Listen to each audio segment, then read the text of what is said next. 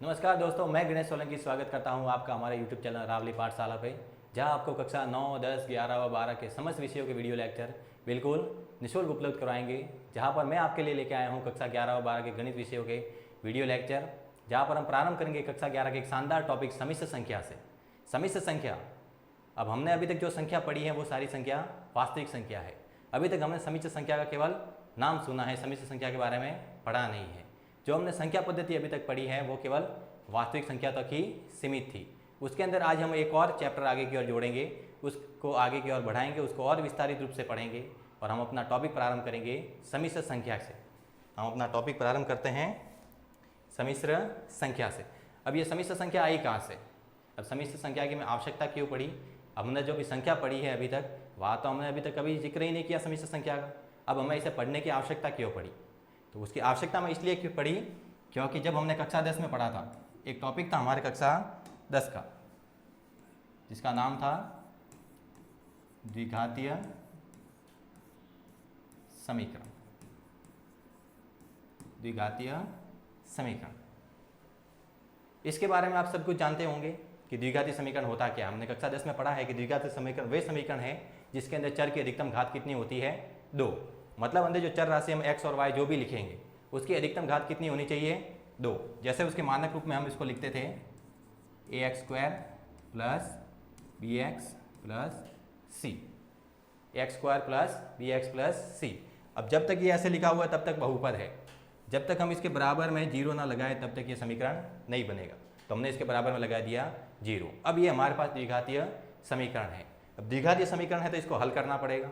जब द्विघातीय समीकरण को हल करते हैं तो इसको हलों की प्रकृति जानने के लिए हमारे पास एक श्रीधर आचार्य सूत्र था जिसके अंदर हमें विविक्त कर काम में लेते थे। वो विविक्त कर था हमारे पास b² minus 4ac, b² minus 4ac। इसका मान कभी कभार तो 0 से बड़ा हो जाता था, कभी कभार इस b² माइनस 4ac का मान 0 के बराबर होता था और कभी इस b² माइनस 4ac का मान 0 से कम हो जाता था। जब b² माइनस 4ac का मान 0 से बड़ा होता था तो हम कहते थे इसके जो मूल या हल, इसके मूल कहे या हल कहे, वो कैसे थे? वास्तविक। इसके जो मूल या हल है वो क्या है? वास्तविक है तथा अलग अलग है।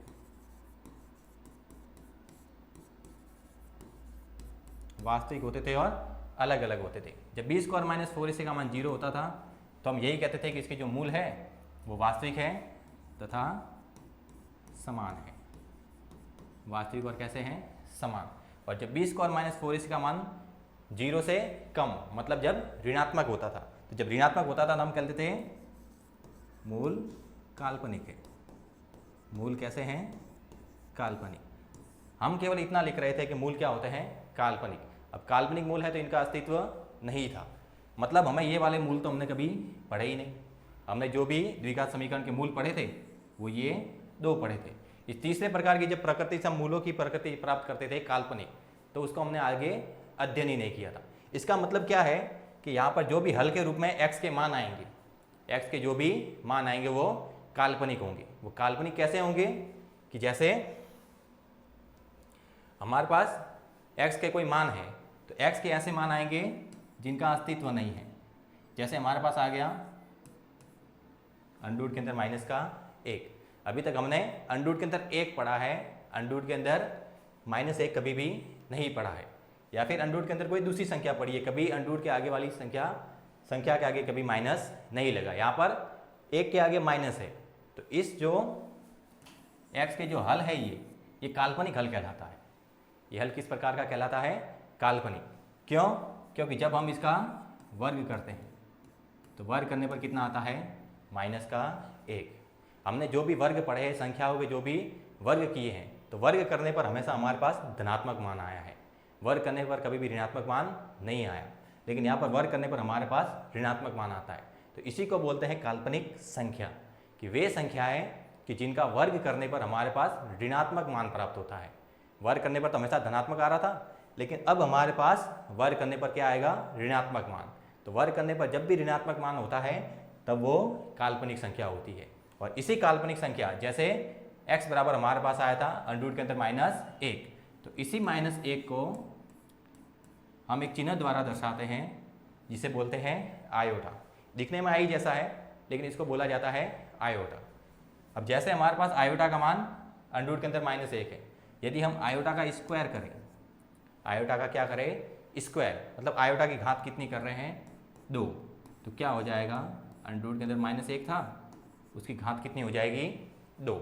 इसका मतलब स्क्वायर से अंडर रूट कैंसिल होगा तो मान कितना आएगा -1।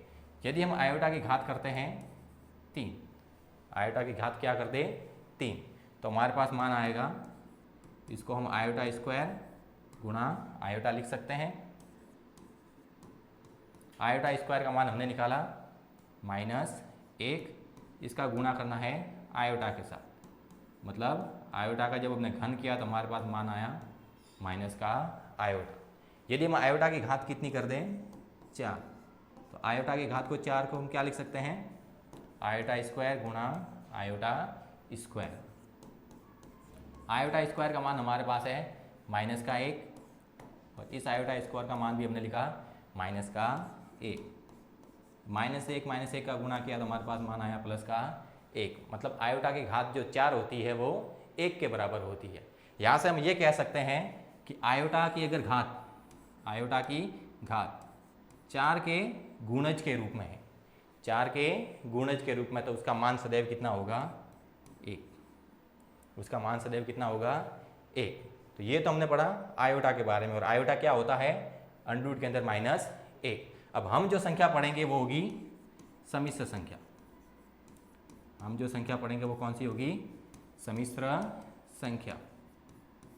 हमने अभी तक जो संख्या पद्धति पढ़ी है वो केवल वास्तविक संख्याओं पर आधारित थी, वहाँ पर हमने सम्मिश्र संख्या को बिल्कुल शामिल नहीं किया था। लेकिन जब ये पता चला कि अंडर रूट के अंदर -1 है, वो भी कोई ना कोई मान देता है, जैसे आयोटा बोला उसको हमने, जब इसको भी संख्या पद्धति में हमने शामिल कर दिया तो एक नई संख्या प्रणाली का हमने विकास किया जिसको बोलते हैं सम्मिश्र संख्या। मतलब यह वास्तविक संख्या व काल्पनिक संख्या दोनों का योग होती है। अब वास्तविक संख्या और काल्पनिक संख्या के योग के रूप में इसको मात्रक होता है इसका z, और इसको दर्शाते हैं a + आयोटा b के द्वारा, जहाँ पर a और b क्या होती है वास्तविक संख्या, a और b है, इसका जो संबंध होगा वो रियल नंबर से होगा, मतलब वास्तविक संख्या है, और साथ में क्या जुड़ा हुआ है आयोटा। इसका मतलब ये है कि ये काल्पनिक भाग है, ये पीछे वाला जो भाग है वो क्या कहलाएगा इसका काल्पनिक भाग।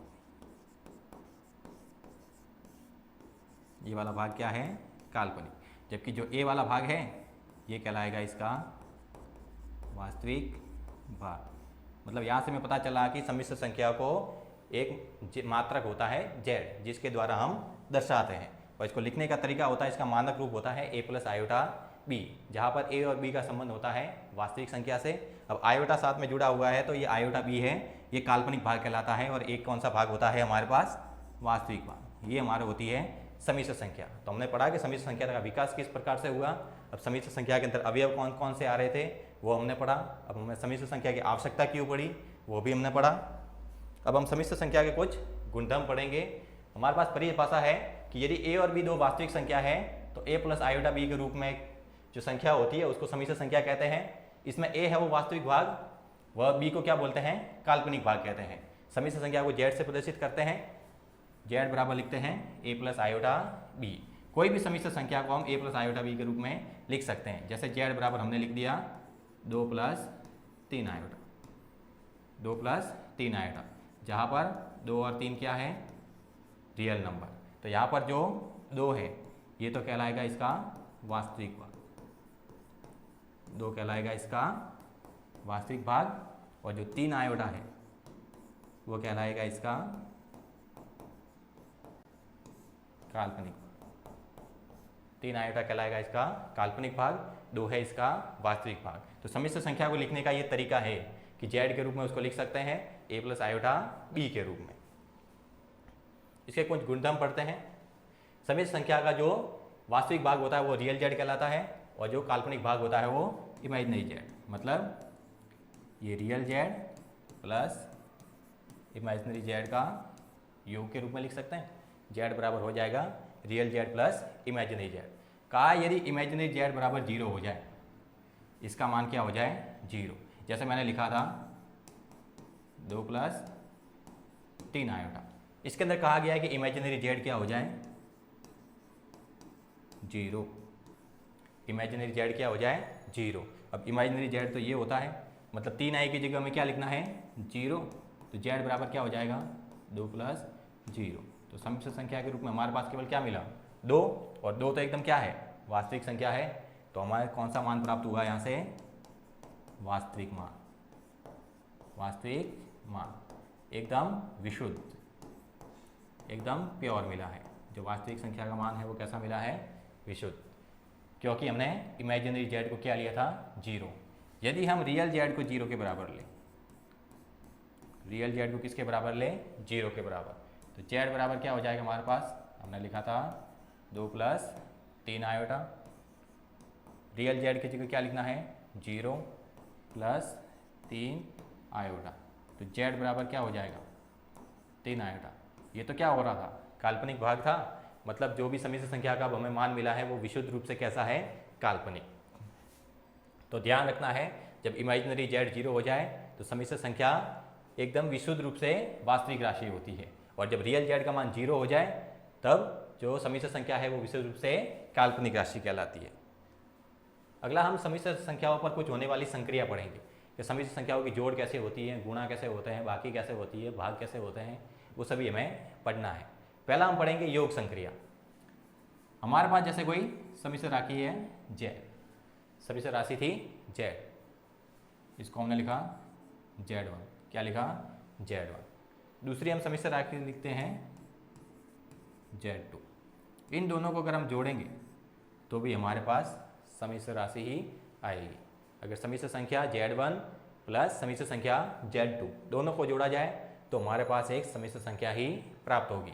जैसे हम लिखते हैं 3 प्लस 4 आयोटा, ये एक समिश्र संख्या है। दूसरी संख्या लिखी हमने 4 प्लस 5 आयोटा। सिंपल एग्जाम्पल के द्वारा देखते हैं। तो जब इनको जोड़ा जाता है, जब इनको जोड़ा जाता है तो समिश्र संख्या को जोड़ने पर यह ध्यान रखना है कि वास्तविक भाग है वो वास्तविक भाग में जुड़ता है और काल्पनिक भाग है वो काल्पनिक भाग में जुड़ता है। तो क्या हो जाएगा हमारे पास 3 प्लस 4 और 4 iota plus 5 iota.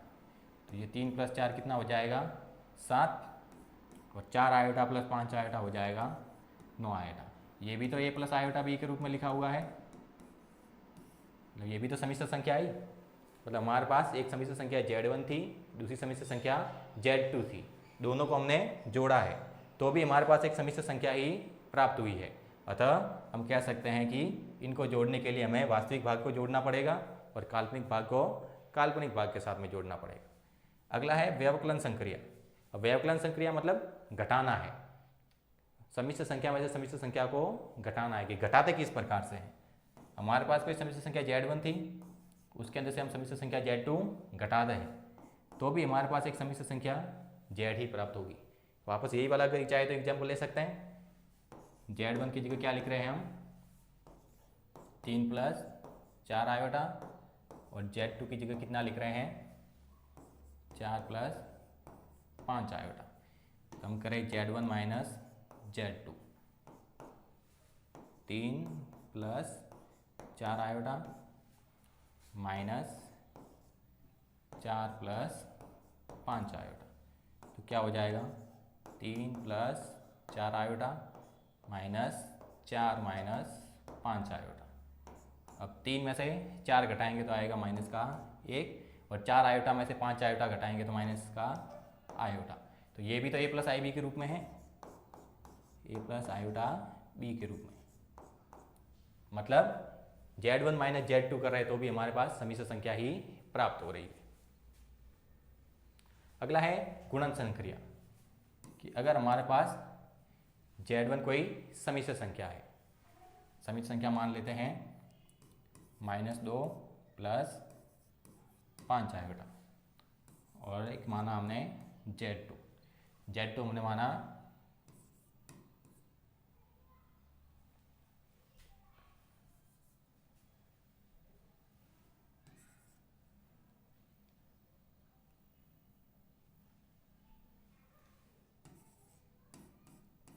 3 plus 4 iota. अब हमें Z1 और Z2 का क्या कराना है, गुणा कराना है। Z1 की जगह क्या लिखेंगे, -2 प्लस 5 आयोटा। Z2 की जगह क्या करेंगे, 3 प्लस 4 आयोटा। तो ध्यान रखना है कि जब समिश्र संख्या का गुणा कराते हैं तो क्या होता है कि जो वास्तविक संख्या वाला भाग है, जो आगे वाला वास्तविक भाग है, उसका गुणा एक बार पूरी समिश्र संख्या के साथ होगा। फिर काल्पनिक वाला जो भाग है उसका गुणा पूरी समिश्र संख्या के साथ में होता है। तो गुणा करेंगे तो क्या आएगा, -2 का गुणा पूरे के साथ करेंगे, 3 प्लस 4 आयोटा, फिर 5 आयोटा का गुणा पूरे के साथ, 3 प्लस 4 आयोटा। तो ये हो जाएगा हमारे पास माइनस का 6, माइनस का 8 आयोटा, 5 दिया 15 आयोटा, और 5 गुणा 4 हो जाएगा 20 आयोटा स्क्वायर। इसको अगर आगे और सॉल्व करें तो क्या आएगा, माइनस का 6, माइनस का 8 आयोटा प्लस का 15 आयोटा हो जाएगा प्लस का 7 आयोटा प्लस 20। अब आयोटा स्क्वायर का मान हम निकाल चुके हैं, पहले हमने आयोटा स्क्वायर का मान पढ़ा था -1। तो ये हो जाएगा -6 प्लस 7 आयोटा और -20, तो हो जाएगा -26 प्लस 7 आयोटा। तो ये भी तो a प्लस आयोटा b के रूप में है, जहाँ पर a का मान क्या है, माइनस का 26। अब -26 ऋणात्मक संख्या है लेकिन है तो वास्तविक संख्या। अब आयोटा b की जगह कितना आया, 7 आयोटा, मतलब Z1 और Z2 का हमने गुणा किया तो भी हमारे पास समिश्र संख्या ही प्राप्त हो रही थी। अगला है भाग, कि Z1 हम कोई समिश्र संख्या मानते हैं। कोई दूसरा उदाहरण लेते हैं अब की बार, 5 माइनस 3 आयोटा। दूसरा लिखते हैं Z2। Z2 का मान लिखा हमने 2 प्लस 3 आयोटा। तो हैं Z1 अपॉन Z2। Z1 के अंदर किसका भाग देना है, Z2 का, 5 माइनस 3 आयोटा बटे में 2 प्लस 3 आयोटा। अब क्या करना है, जब भी हम समिश्र संख्या कोई भी लिखते हैं तो ये ध्यान रखना है कि आयोटा वाली जो राशि है उसको कभी हर के रूप में नहीं रखना है। अगर हर के रूप में है तो उसको हरों के परमीकरण के द्वारा अंश में लेके जाना है। हर के रूप में हमें आयोटा वाली राशि नहीं रखनी है। तो जब इसको सॉल्व करेंगे तो अब इसका हरों का परमीकरण करें तो हो जाएगा 2 माइनस 3 आयोटा बटे में 2 माइनस 3 आयोटा। गुणा कराते हैं जरा। अब देखना, ये दो अलग अलग समिश्र संख्या है जिनका क्या हो रहा है, गुणा। यहाँ पर जब हमने गुणा पढ़ा था तो हमने क्या कहा था कि वास्तविक संख्या का गुणा पहले समिश्र संख्या के साथ, फिर जो काल्पनिक भाग है उसका गुणा पूरी समिश्र संख्या के साथ में करना है। तो यहाँ पर जब हम Z1 अपॉन Z2 करेंगे तो हमारे पास पहले 5 का गुणा पूरे के साथ करने पड़ेगा, फिर -3 आयोटा है इसका गुणा पूरे के साथ बटे में ये a प्लस बी और ये a माइनस बी, क्या हो जाएगा, a का स्क्वायर माइनस b का square. a plus B a minus B formula पड़ा है जो कि होता है a square minus B square. Z1 upon Z2, 5 गुणा 2 10 माइनस 5 दिया 15 आयोटा, 3 आयोटा गुणा 2 6 आयोटा, माइनस माइनस का गुणा होगा प्लस 3 आयोटा है, 3 आयोटा का गुणा हुआ तो 3 आयोटा स्क्वायर। 2 का स्क्वायर 4 माइनस 3 दिया 9 आयोटा स्क्वायर।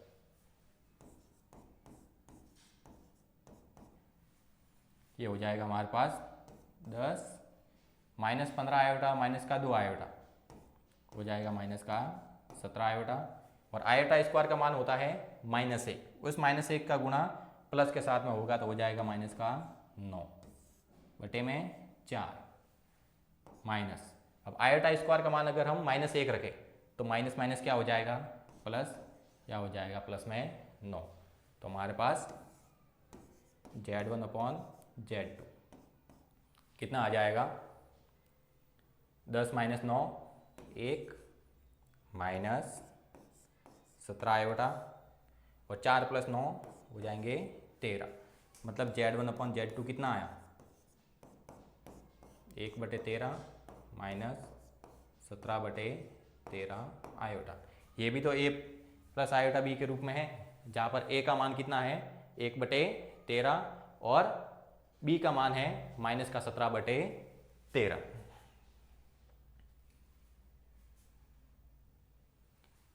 अगला है समुच्चय समिश्र संख्याओं के समुच्चय में योग संक्रिया के गुणधर्म। कि जब भी कोई हम समिश्र संख्या का योग करते हैं, समिश्र संख्याओं को क्या करते हैं जोड़ते हैं। दो समिश्र संख्या है हमारे पास Z1 और Z2, उनको जोड़ेंगे तो वहां पर कौन कौन से गुणधर्म का पालन होगा। पहला है समवर्ता गुणधर्म, कि अगर हमारे पास कोई समिश्र संख्या Z1 Z2 जिसका संबंध है समिश्र संख्याओं के समुच्चय से। समिश्र संख्याओं का समुच्चय मतलब समिश्र संख्याओं का समुच्चय मतलब समिश्र संख्याओं को लिखते कैसे हैं A प्लस आयोटा B के रूप में, जहाँ पर A और B का संबंध किससे होता है वास्तविक संख्या के साथ। ये होता है समिश्र संख्याओं का समुच्चय। मतलब जो भी यहाँ पर मान आएगा वो A प्लस आयोटा B के रूप में है, जहाँ पर A और B का संबंध किससे है रियल नंबर। तो समवर्ता गुणधर्म में जब Z1 Z2 का संबंध इस समुच्चय से होगा तो Z1 प्लस Z2 का संबंध भी इसी समुच्चय से होगा। मतलब ये समझ सकते हैं कि Z1 और Z2 दो अलग अलग समिश्र संख्या है, उनको जोड़ोगे तो भी हमारे पास समिश्र संख्या ही मिलेगी। समवर्ता गुणधर्म यह सीधी सीधी बात कहता है कि यदि हमारे पास समिश्र संख्या एक Z1 है, दूसरी समिश्र संख्या Z2 है, तो Z1 प्लस Z2 को अगर हम जोड़ेंगे तो भी हमारे पास समिश्र संख्या ही प्राप्त होगी। अगला है साहचर्य गुणधर्म, कि हमारे पास जैसे कोई समिश्र संख्या थी Z1 plus Z2 plus Z3, Z1 Z2 Z3, हमने सबको प्लस के अंदर रखा है, मतलब सभी को जोड़ना है। अब जोड़ कैसे रहे कि पहले हमने Z1 और Z2 को जोड़ा। पहले किसको जोड़ा Z1 और Z2 को।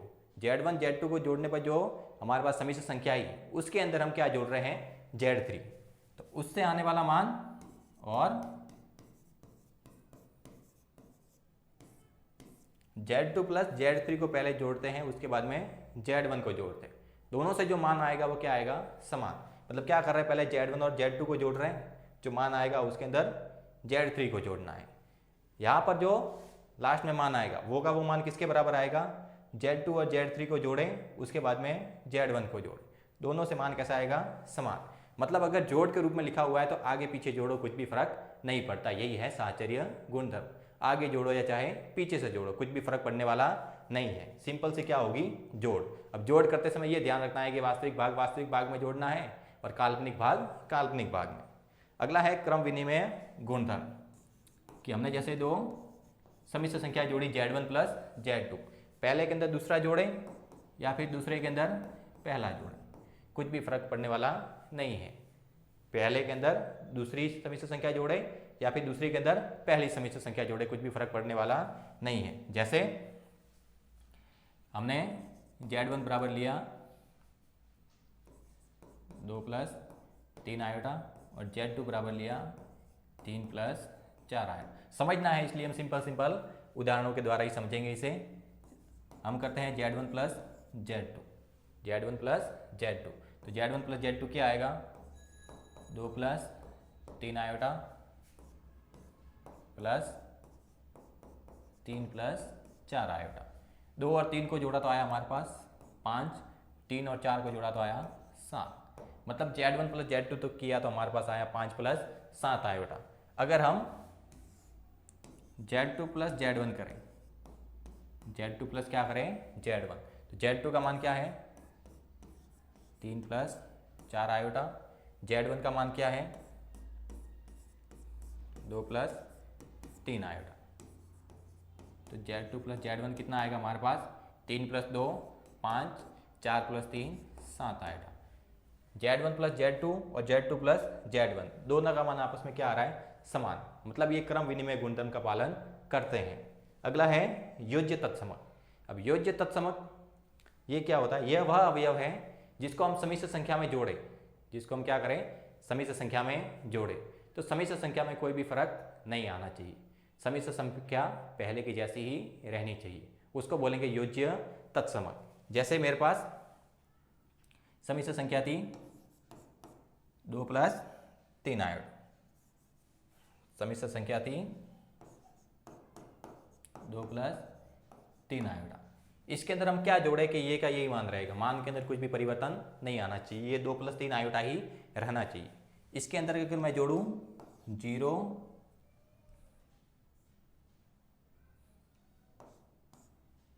+ 0 आयोटा, 0 + 0 आयोटा, इसको सम्मिश्र संख्या के रूप में तो लिखना ही पड़ेगा। ऐसा योज्य तत्समक वही हुआ कि इसके अंदर 0 जोड़ दो, क्या जोड़ दें 0, लेकिन उसको सम्मिश्र संख्या के रूप में लिखना है, मतलब 0 + 0 आयोटा। तो क्या आएगा,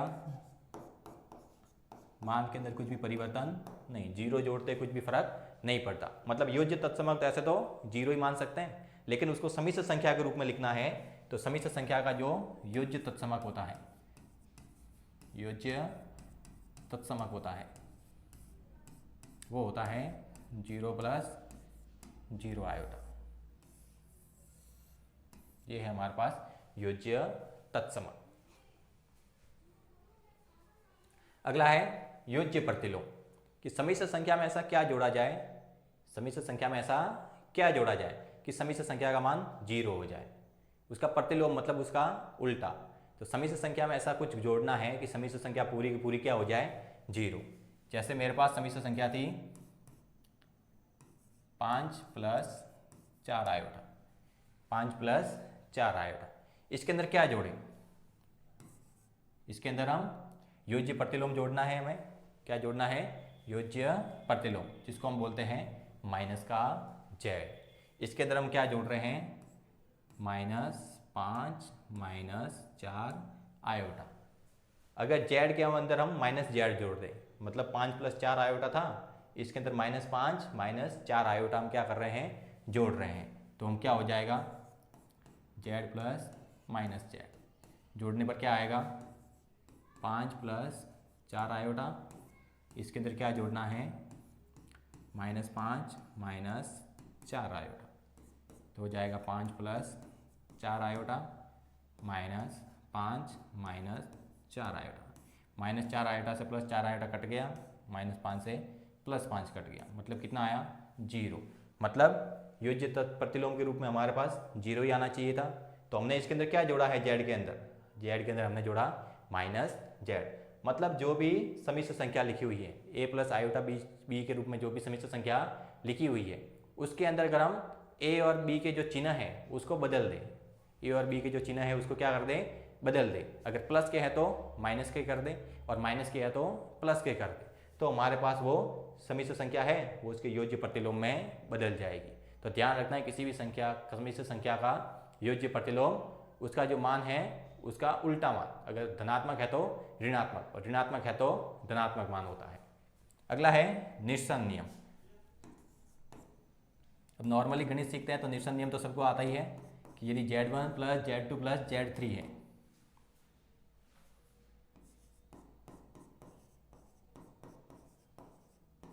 तो इधर से भी इसको काट सकते हैं और चाहे तो इधर से भी काट सकते हैं। अगर इधर से काट रहे हैं तो इसको क्या बोलेंगे, दक्षिण हस्त निरसन नियम, और अगर उधर से काट रहे हैं तो वाम हस्त निरसन नियम। इधर से काटा तो z3 से z3 कट गया, उधर से भी काट सकते हैं z1 से z1, पीछे था z3 इधर से काट दिया z3, इधर था z1 इधर से काट दिया z1, ये कहलाता है हमारे पास निरसन नियम।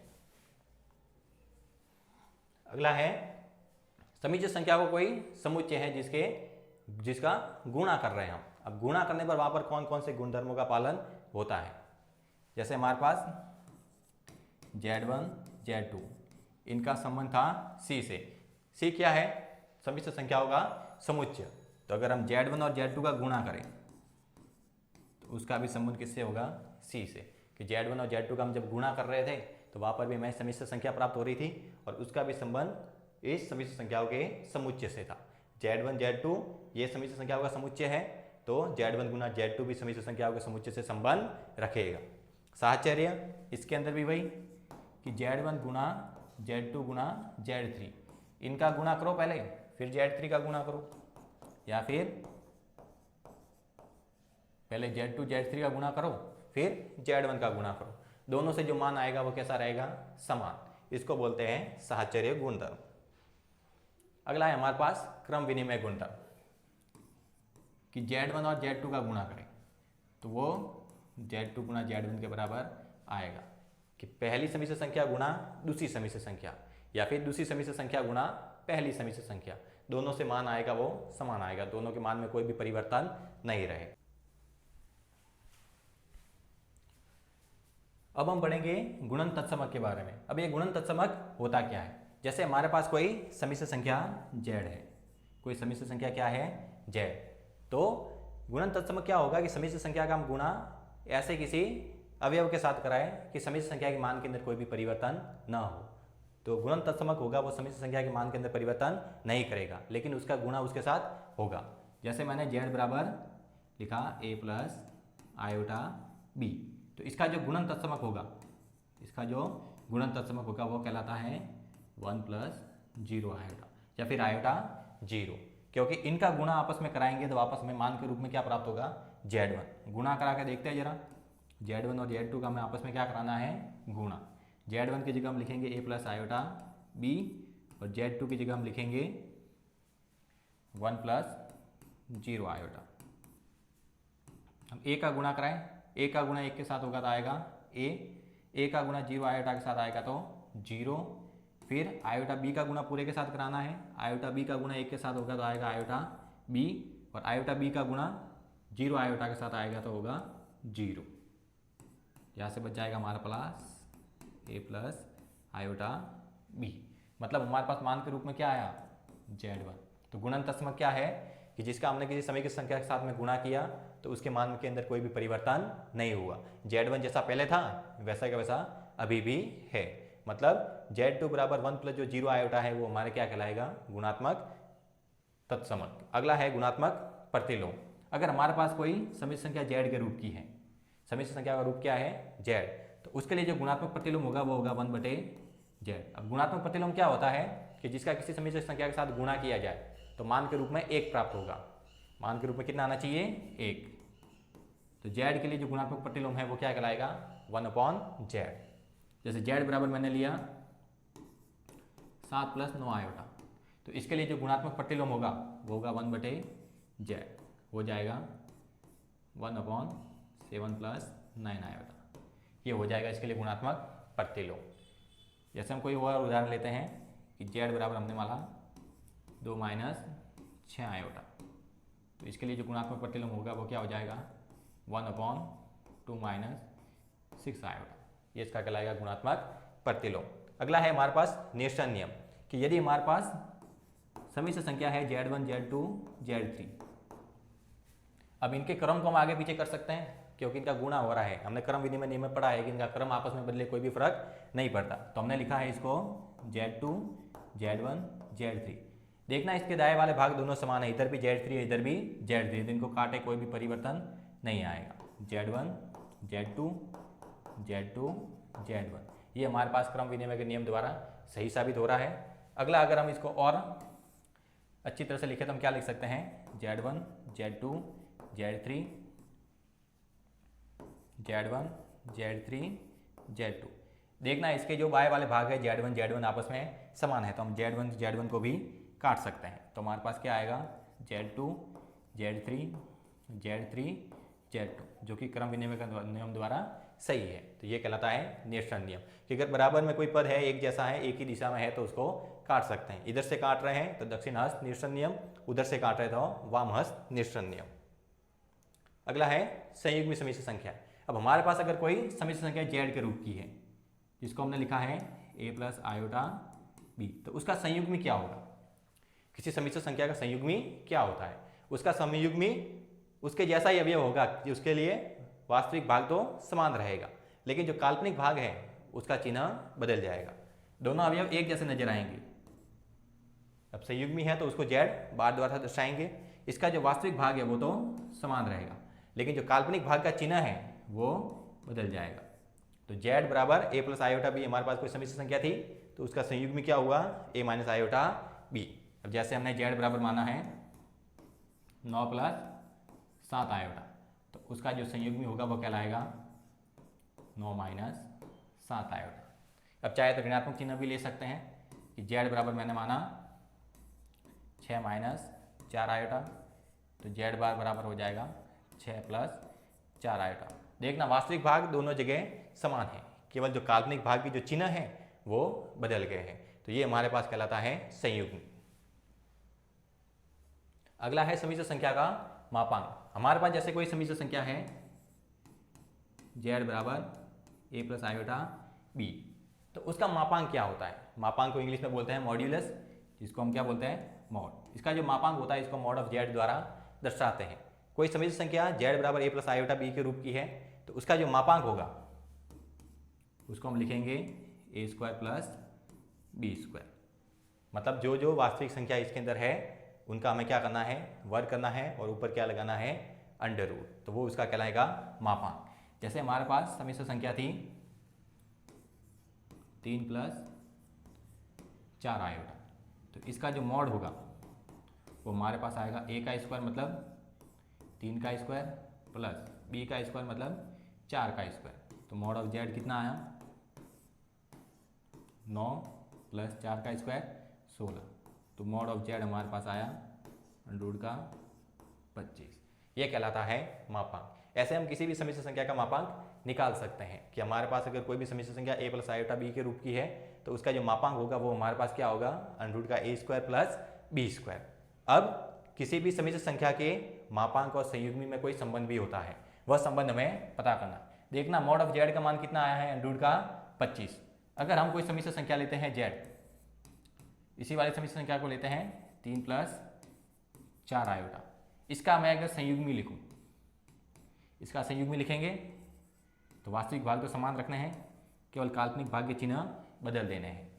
तो z और z बार इनका अगर मैं गुणा करूं, z का मान क्या है 3 प्लस 4 आयोटा और z बार का मान क्या है 3 माइनस 4 आयोटा। अब देखना ये a प्लस बी और a माइनस बी के जैसा बन गया। इसको क्या लिख सकते हैं, a का स्क्वायर माइनस b का स्क्वायर, b की जगह 4 आयोटा पूरा लिखा हुआ है। तो 3 का स्क्वायर 9 माइनस 4 का स्क्वायर 16 और ये आयोटा का स्क्वायर। अब आयोटा स्क्वायर का मान कितना होता है, हम जानते हैं आयोटा स्क्वायर का मान होता है माइनस का 1। तो ये z बार 9 माइनस माइनस का गुणा हो जाएगा तो प्लस और 9 प्लस 16, तो z बार बराबर कितना आया 25। यहाँ पर मॉड ऑफ z का मान आ रहा था अंडर का 25 और यहाँ पर z बार का मान कितना आ रहा है, अंडर का 25। अगर मैं यहाँ पर स्क्वायर करूँ, मॉड ऑफ z का क्या करें स्क्वायर, स्क्वायर से ये अंडर हट जाएगा और कितना मान आएगा 25। तो देखना मॉड ऑफ z का स्क्वायर भी 25 आ रहा है और z बार का गुणा भी क्या आ रहा है 25। तो यहाँ से हमें पता चलता है कि z बार इनका जो गुणा होता है वो मॉड ऑफ z के स्क्वायर के बराबर होता है।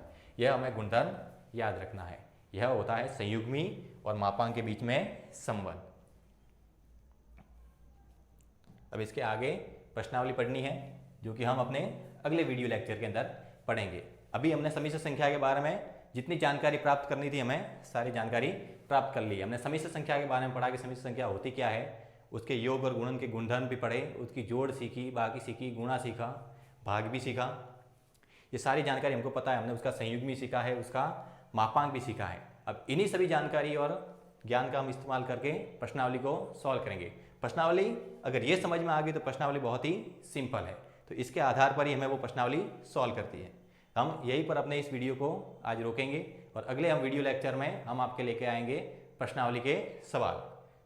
हमें आशा है कि आपको ये वीडियो पसंद आया होगा।